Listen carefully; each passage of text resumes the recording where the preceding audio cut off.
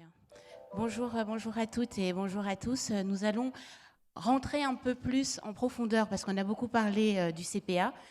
J'imagine qu'il y a beaucoup de personnes dans la salle qui pensent connaître le CPA, mais nous avons avec nous sur cette table ronde déjà, donc on a introduit Wilfried Loriano Dorrego, qui est donc président du conseil de surveillance chez KPMG et coordonnateur du conseil présidentiel pour l'Afrique. Nous avons également avec nous Madame Bourindao, qui est membre du conseil d'administration du Conseil présidentiel pour l'Afrique. Et nous accueillons également Monsieur Christian Djekinou, qui est expert principal Meet Africa 2 auprès d'Expertise France. Donc nous allons discuter un peu plus en profondeur de ce que c'est que le CPA, des actions également concrètes qui sont menées sur le terrain par le Conseil présidentiel pour l'Afrique. Et donc avant toute chose, pour ceux et celles qui n'ont peut-être pas à l'esprit de façon plus précise ce que c'est que le CPA, Wilfried, pouvez-vous nous dire et nous présenter qu'est-ce que c'est que le Conseil présidentiel pour l'Afrique ? Alors, merci pour cette question. Le Conseil présidentiel pour l'Afrique a été créé par le président Emmanuel Macron. Et en fait, cette création fait écho au discours de Ouaga 2017, où le président a voulu embarquer dans sa relation à l'Afrique la société civile, en fait. Et donc, la création du Conseil présidentiel, c'est vraiment prendre des gens de la société civile, leur donner le droit d'interpellation, et pour un président, je pense que c'est quelque chose d'assez fort, et pour écouter les préoccupations de la société civile et en tenir compte dans la façon dont il interagit avec l'Afrique, sur sa politique africaine, parce qu'il a considéré qu'il a traditionnellement eu une relation institutionnelle, trop institutionnelle, j'allais dire, avec le continent, et avoir le son de cloche de la société civile était absolument important pour essayer de détecter, je dirais, les angles morts de sa politique. Très concrètement, nous sommes une dizaine de bénévoles.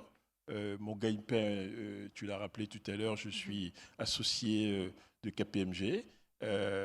Bourri également a un métier, mais bénévole. Nous sommes 10, de profils différents, de secteurs d'activité différents.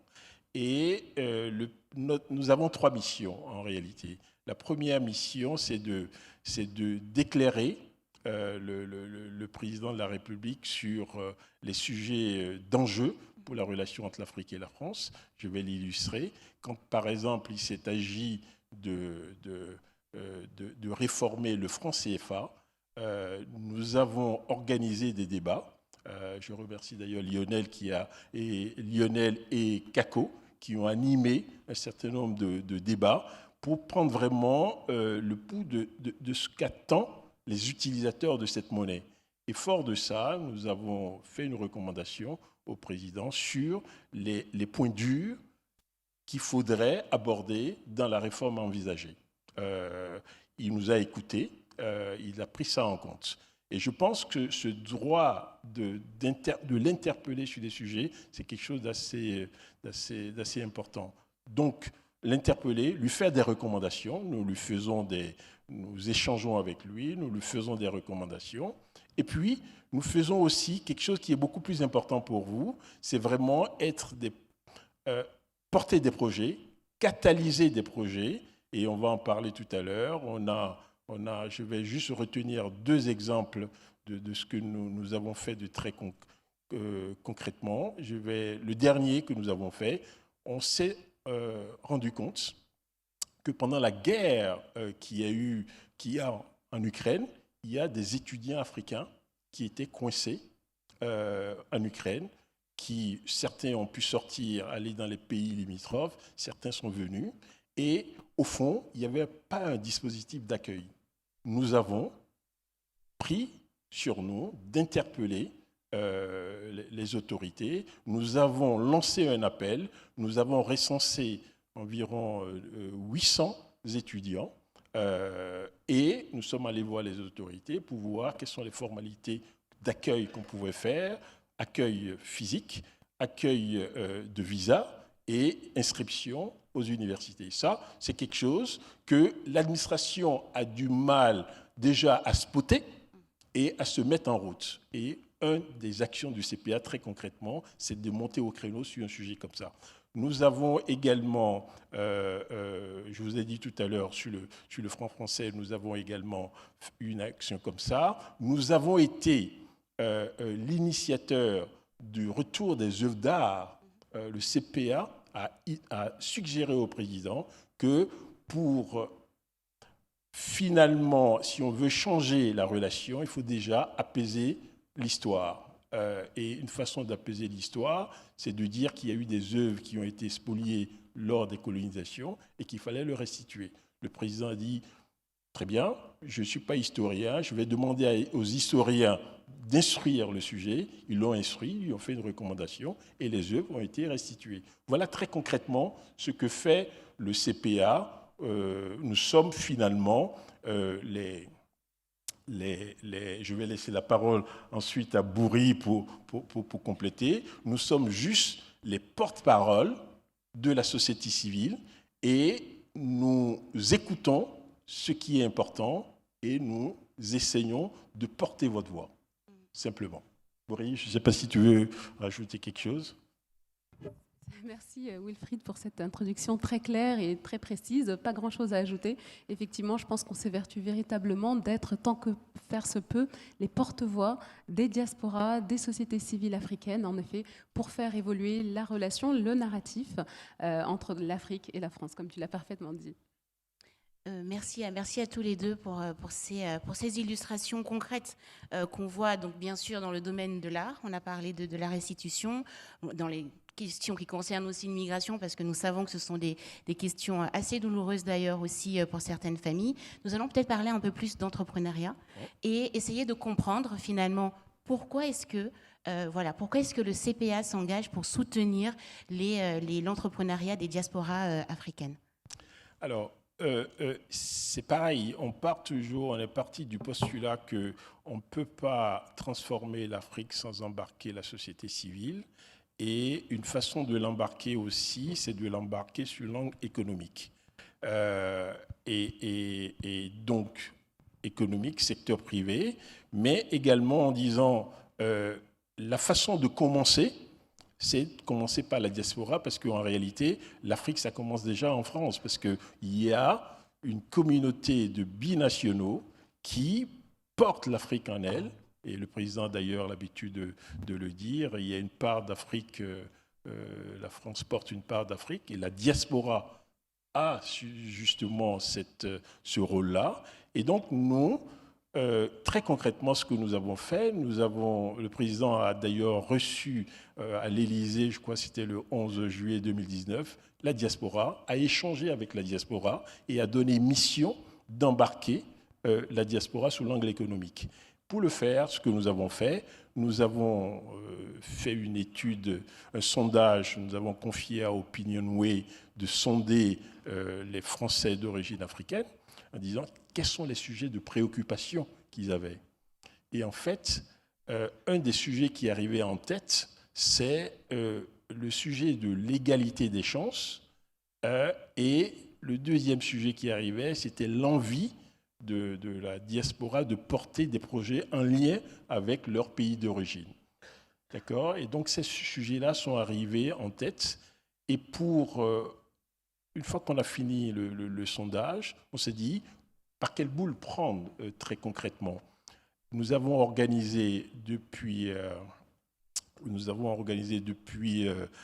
2020, février 2020, je pense, un tour de France de l'entrepreneuriat. Nous sommes allés à la rencontre de la diaspora. On a fait 2 tours. Le premier tour, c'était en 2020.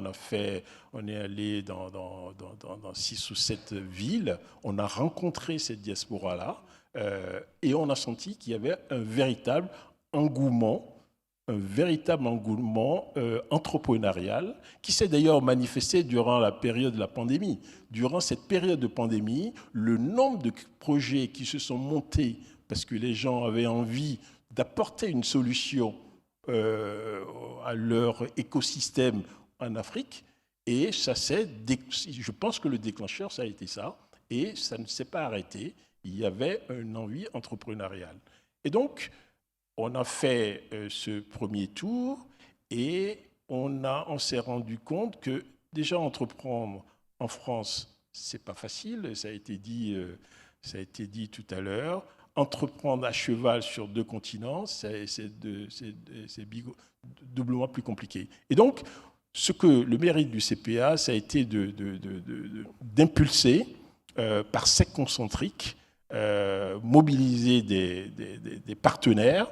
Nous avons mobilisé, bien entendu, BPI France, nous avons mobilisé l'AFD, nous avons mobilisé Expertise Business France, nous avons mobilisé une vingtaine d'incubateurs pour accompagner très concrètement les entreprises. Nous avons mobilisé l'ESSEC Business School pour faire de la formation.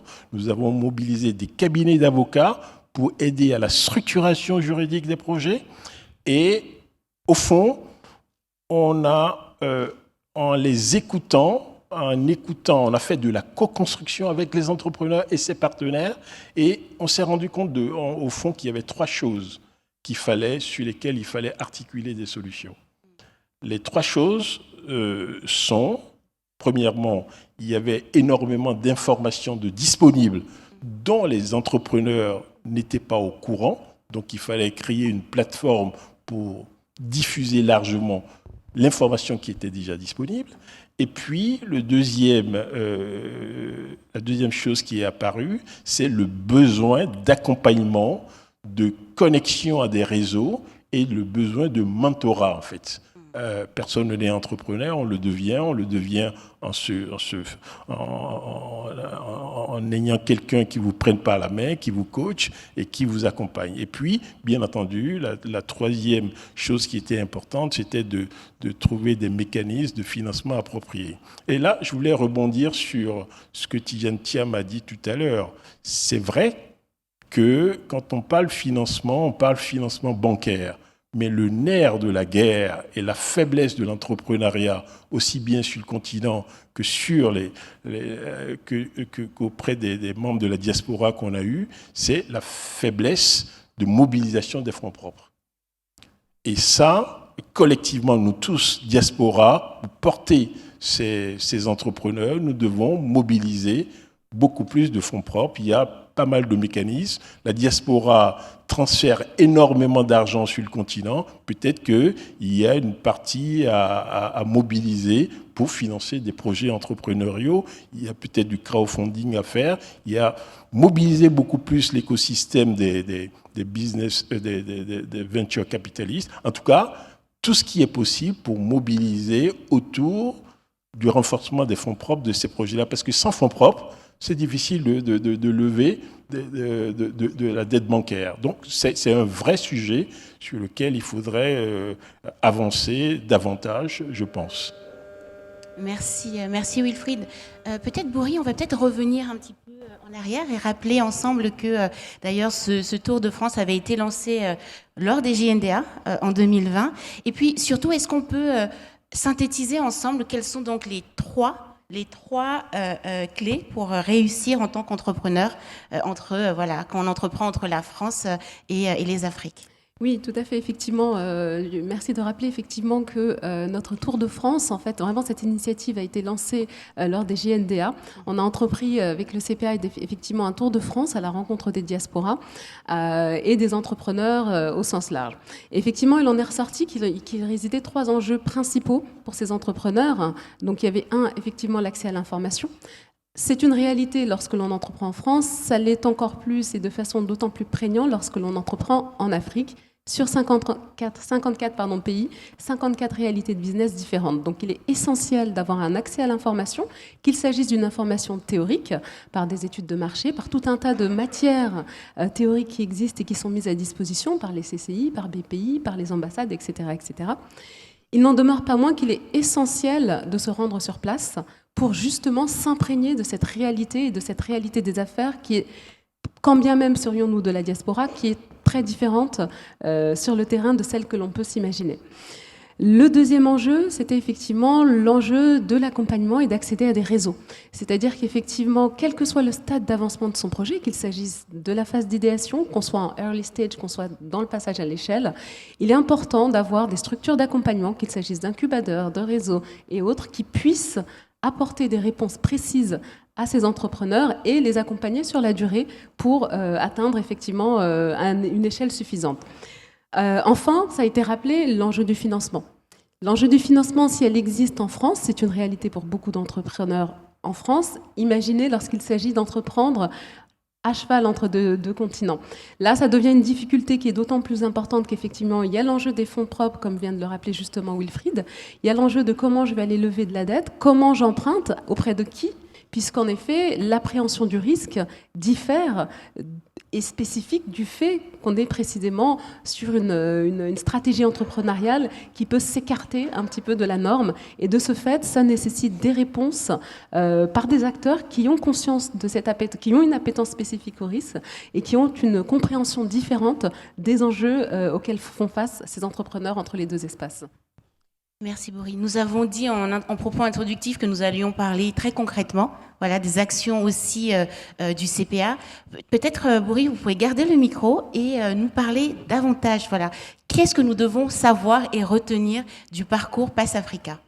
Alors le parcours Pass Africa, effectivement, c'est un projet, c'est un dispositif très concret. Il a été co-construit par les premiers intéressés, à savoir les entrepreneurs eux-mêmes, ainsi que tous les acteurs de l'écosystème entrepreneurial entre la France et l'Afrique. Il s'agit d'abord d'un parcours d'accompagnement. Donc effectivement, le premier acteur avec lequel le partenariat a été bâti est BPI France. BPI France qui effectivement, au travers de sa structure parisienne, mais également au travers de ses différentes implantations régionales, effectivement met à disposition son expertise auprès de ces entrepreneurs pour les aider à passer à l'échelle.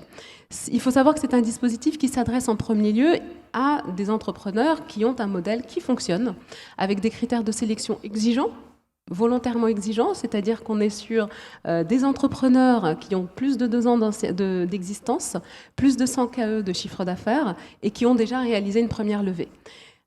Néanmoins, nous n'en oublions pas pour autant les entrepreneurs plus jeunes qui peuvent effectivement trouver des réponses dans des programmes comme Meet Africa ou encore Entrepreneuriat pour tous. Mais pour ces entrepreneurs donc, du Pass Africa qui sont plus matures, l'idée c'est vraiment d'en faire des champions économiques et créer ainsi une émulation et un effet un peu de locomotive pour cet écosystème. Donc d'abord de l'accompagnement. Et ainsi, BPI France a pu mettre en effet à peu près plus d'une centaine d'heures d'expertise à disposition des entrepreneurs. Donc ça, c'est vraiment du goodwill. La deuxième chose, ça va être effectivement un fléchage vers des dispositifs de financement. C'est le nerf de la guerre, très clairement. Donc en effet, au travers des structurations de financement disponibles auprès de la BPI, effectivement, il y a un vrai effet de levier qui est mis à disposition. La BPI a pu mettre à disposition plus d'1,5 million d'euros pour accompagner ces entrepreneurs-là. Et ensuite, effectivement, des investisseurs privés, publics, des business angels, tout un écosystème de financement va se mettre en œuvre pour poursuivre cet accompagnement des projets de ces entrepreneurs. Et enfin, c'est une communauté. Une vraie communauté, une communauté effectivement au travers de nos partenaires, ils sont plus de 30 aujourd'hui, c'est une communauté qui s'agrandit avec des investisseurs, des business angels, des écoles, des incubateurs, etc., etc. En tout cas, tout l'écosystème dont ont besoin ces entrepreneurs pour passer à l'échelle. C'est aussi une communauté digitale au travers des Euroequity, donc qui rassemble aujourd'hui plus de 2000 investisseurs. Donc une vraie communauté, un vrai écosystème qui permet aux entrepreneurs lauréats du Pass Africa, effectivement, de passer à l'échelle et de créer une vraie émulation, une vraie dynamique auprès des entrepreneurs de la diaspora. Je voulais juste compléter la présentation de Bouri sur un point qui a été évoqué ce matin. Parce que Didier à côté, quand Pedro Nuevo présentait le Pass Africa, dit « Mais que fait-on des gens qui sont en dessous ?» Évidemment, il y a une solution. Il y a le Pass Africa qui est sur aider les entreprises à passer à l'échelle, mais ceux qui sont vraiment au tout début de l'histoire, il y a le programme Meet Africa dont on va parler tout à l'heure. Donc, il y a une solution pour les entrepreneurs qui sont vraiment au tout début de l'histoire. Il y a même une solution pour les entrepreneurs qui qui sont vraiment en herbe, certains ne sont même pas qui vont devenir entrepreneurs, mais qu'on détecte, c'est ce qu'on appelle le programme Entrepreneuriat pour tous, surtout des quartiers prioritaires, où on identifie des gens et on leur demande si ça ne les intéresserait pas de devenir entrepreneurs et on les accompagne. Donc, vous voyez, c'est un programme très inclusif où on identifie des talents. Ceux qui ont déjà une idée sur leur projet entrepreneurial, mais qui sont au tout début, on les accompagne. Et ceux qui ont déjà 2 ans d'existence, on les aide à passer à l'échelle. Donc, c'est un programme inclusif. Et nous avons rajouté un effet très inclusif dans le programme en montant un programme de mentorat, en demandant à ceux qu'on accompagne dans Pass Africa d'accepter d'être les mentors de ceux qui sont au tout début de leur programme, par exemple sur Meet Africa. Donc, il y a tout un écosystème vertueux. Évidemment, on a fait 2 tours, on a reçu chaque fois centaines de dossiers, on en a sélectionné 20. C'est une goutte d'eau dans la mer. Mais en fait, ce qui est important, ce n'est pas le nombre, c'est la dynamique que nous voulons insuffler. Et cette dynamique-là, elle est importante ici, mais elle est importante aussi pour le continent, parce que, au fond, ce que nous apportons, c'est le fait que, quand on est de la diaspora, sa contribution, ça peut être son talent, ça peut être son projet entrepreneurial, son expérience, ça peut être son capital également, et tout ça contribue à l'écosystème vertueux du développement du secteur privé en Afrique. Est-ce que finalement, est-ce qu'on peut revenir peut-être un petit peu en arrière et parler aussi, parce que nous parlons aujourd'hui de diaspora, et de parler aussi finalement des liens et des ponts qui se font entre la France et les Afriques à travers le programme, à travers le Pass Africa? Bien sûr. Et Bouri, je vais commencer, mais tu pourras compléter. Quand on a monté le Pass Africa, on a pris contact avec toutes les ambassades africaines à Paris. Et on a fait du one-to-one avec chaque écosystème pour leur présenter le programme.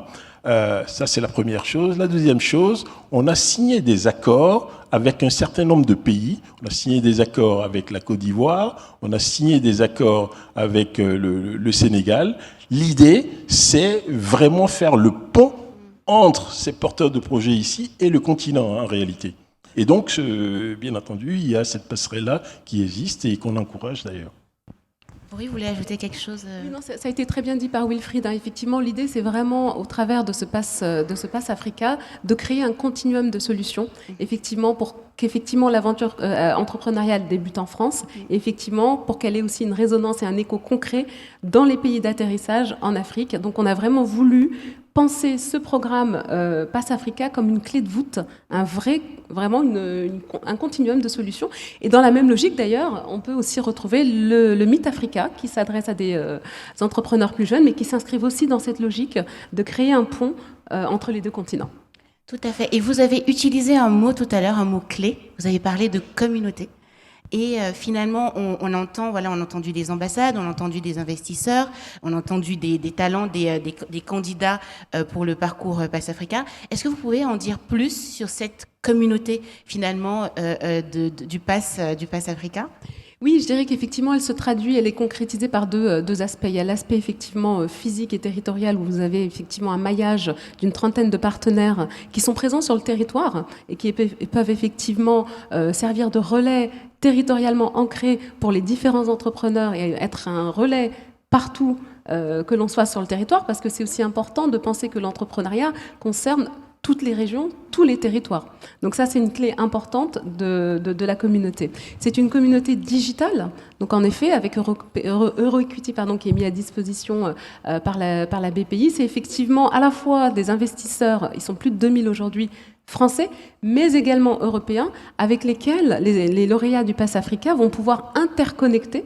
Donc, encore une fois, toujours dans cet esprit de rendre plus visible cet écosystème, plus vivace, plus dynamique. Et d'ailleurs, la présence de certains investisseurs et business angels aujourd'hui montre que cette communauté, elle est vivante, elle est existante, elle est dynamique, et elle n'a qu'une vocation, effectivement, c'est d'agrandir de jour en jour pour accompagner ces entrepreneurs. Voilà, justement, je voulais qu'on puisse laisser la parole à notre collègue pour parler de Meet Africa, et je voulais surtout qu'on garde du temps pour écouter également nos partenaires qui nous accompagnent également, qui vont monter sur scène tout à l'heure. Tout à fait. J'espère que c'est prévu. Oui, c'est tout à fait prévu qu'ils nous rejoignent juste après avoir donné la parole à monsieur Christian Géquinou, qui est donc expert principal Meet Africa 2 auprès d'Expertise France. Est-ce que vous pouvez déjà vous présenter et nous présenter un petit peu le programme Meet Africa? Parce qu'on a bien compris qu'il y avait finalement plusieurs solutions qui étaient proposées. Et donc, quelle est la solution concernant Meet Africa? Ok, merci beaucoup. Christian Géquinou, donc directeur associé de Fanaka & Co et expert sur Meet Africa. Je transmets les excuses de Madame Abiba Adi, qui est la chef de projet, qui devrait être là, mais qui a eu des empêchements. Meet Africa, c'est quoi? Meet Africa, je pense on en a beaucoup parlé déjà. Hein. L'objectif, c'est quand même d'accompagner cette dynamique entrepreneuriale au niveau de la diaspora. Bouri a parlé d'entreprendre entre deux rives. Donc finalement, on a des entrepreneurs qui sont sur un territoire donné, qui doivent entreprendre assez souvent dans leur pays d'origine, mais pas toujours.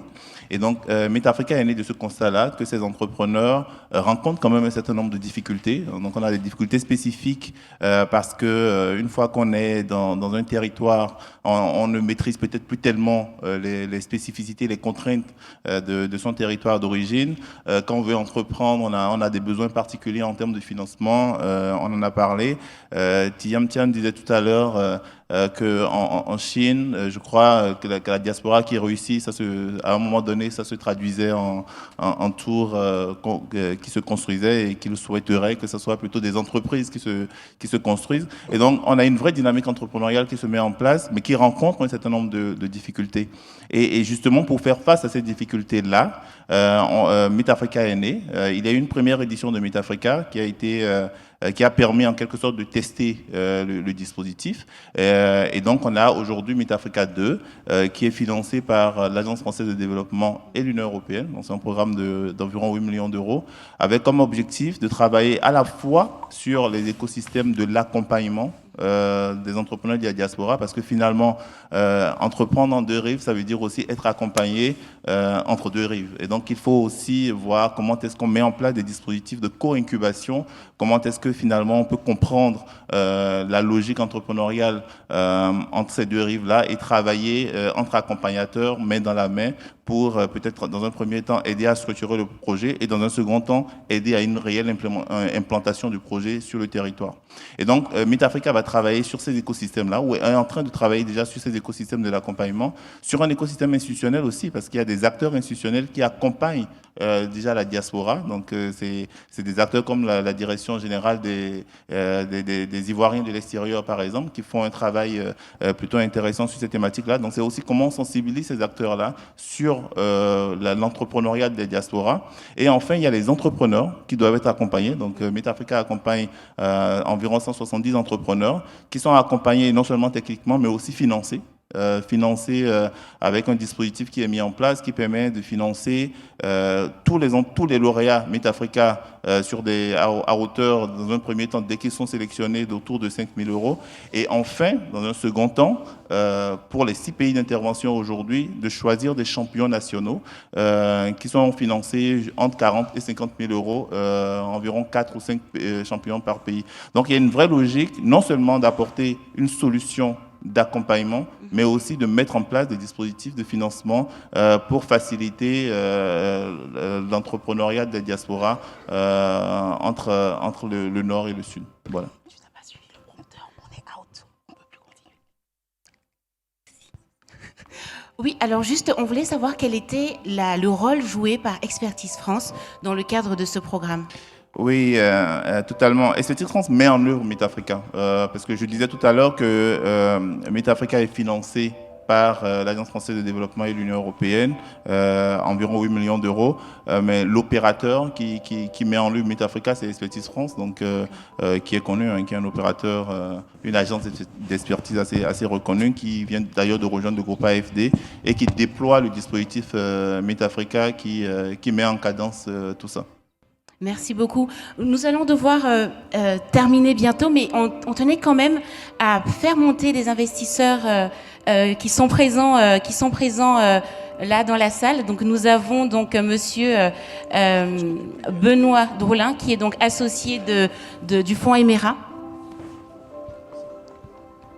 Bienvenue.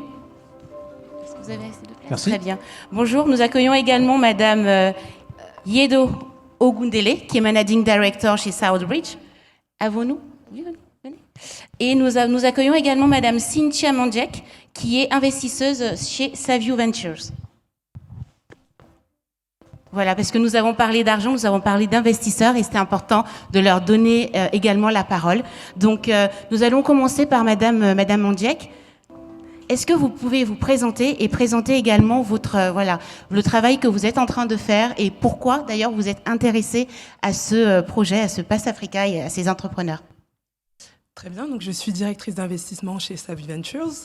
Donc Savio Ventures, c'est un fonds de capital risque qui est basé à Paris et à Abidjan. Donc nous investissons dans des startups africaines en phase early stage, donc des tickets moyens de 500 000 euros. Donc ça fait à peu près 4 ans que Savio existe. Nous avons un portefeuille de 12 entreprises, principalement en Afrique francophone, donc en Côte d'Ivoire, au Sénégal, mais également en Afrique anglophone. Donc on a également des startups au Kenya, en Afrique du Sud et au Nigeria. Donc nos secteurs de prédilection sont la fintech, l'e-commerce et la logistique, mais nous regardons également des dossiers en éducation, en santé. Et donc comme on investit à des stades assez précoces, on essaye d'apporter de la valeur à nos entrepreneurs en plus du capital qu'on investit. Donc, c'est-à-dire qu'on les aide également à recruter, à se structurer, à se préparer aussi aux tours d'investissement qui vont arriver après, donc à avoir des investisseurs internationaux. Donc, par exemple, on a 2 startups qui ont récemment levé en pré-série A, en série A, donc PAPS et Anka, en Côte d'Ivoire et au Sénégal.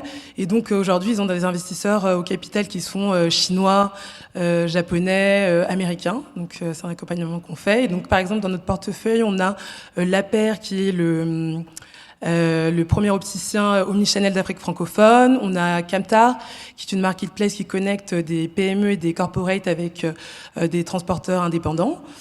Et donc nous, l'Afrique francophone, c'est vraiment un espace qui nous intéresse parce qu'on voit depuis quelques années que l'écosystème se structure.